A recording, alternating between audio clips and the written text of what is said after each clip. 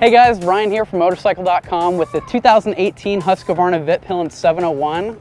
Highly anticipated motorcycle. Seems like we've all been waiting for it for forever, but we're gonna go ride this thing and see what it can do.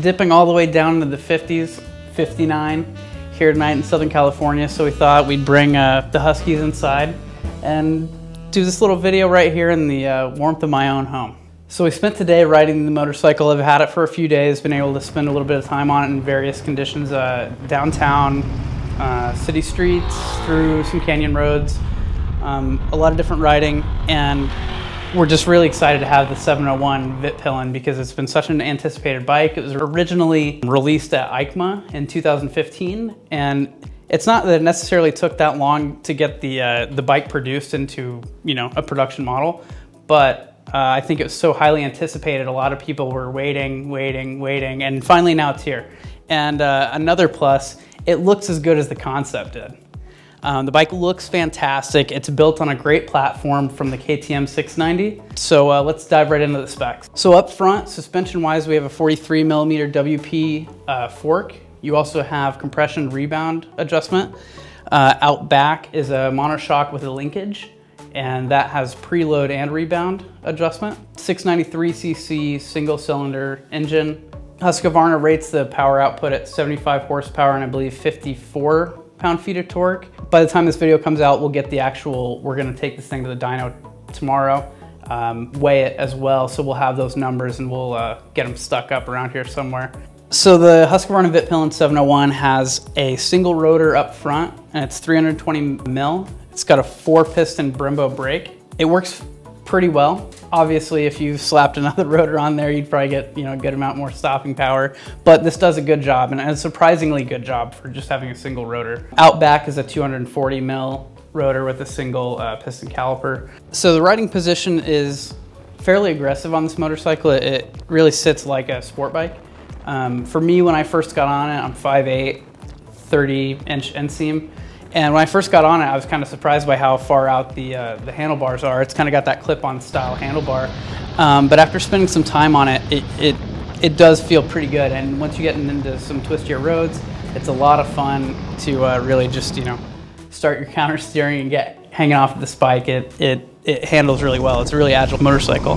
The riding position's pretty aggressive on this bike, and it's got this really unique styling to the tank and the tank cover and the seat coming back through here. But I think there are some things in this motorcycle that maybe were a little bit more form over function. The seat looks great, but after a whole day on it, these seams right here that make really nice lines that go really nicely with the design can start to dig into your legs a little bit. Also, when you're out in the twistier roads and you start grabbing the tank with your thighs and whatnot, you start realizing this thing kind of comes out a little bit too. Not huge disappointments with the motorcycle by any means, but something you're probably gonna notice. But really, when you're riding it a little more aggressively, I think only. We've got a digital display that looks pretty nice up front, but on a motorcycle that's priced at $12,000 like this one, I kind of think it would have been nicer to see a TFT display.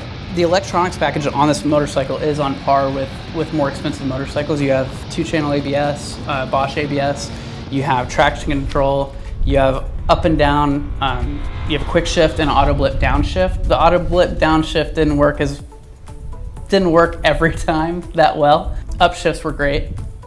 So one interesting thing about the quick shifter on this motorcycle is it doesn't work off the linkage like on most motorcycles. It's actually housed on the right side in the clutch cover.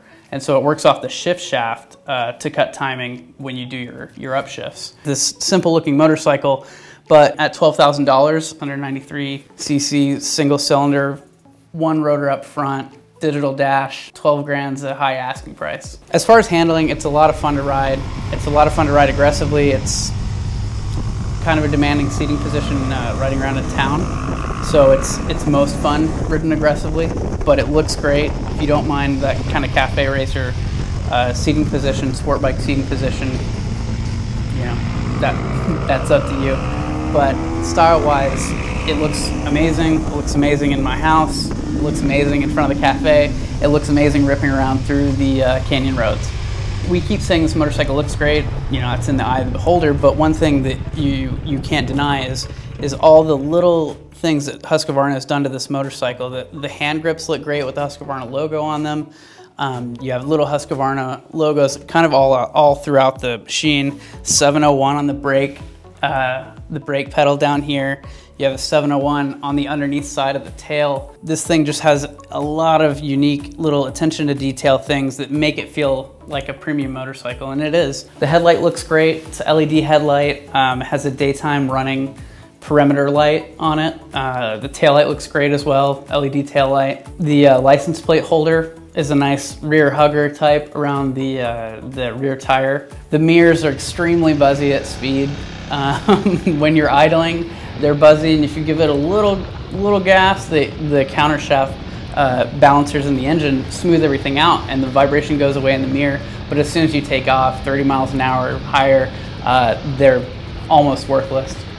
You really can't see anything out of them. So final impressions on this motorcycle: it's a blast to ride. It looks great. It's not the most comfortable thing if you have to spend all day on it, but it is, for me, the looks, the agility, the super torquey 693cc engine, it's a lot of fun to ride. At 12 grand, again, that's a high asking price for this kind of motorcycle, but it's really kind of in a class of its own, so there aren't really a lot of other motorcycles just like it.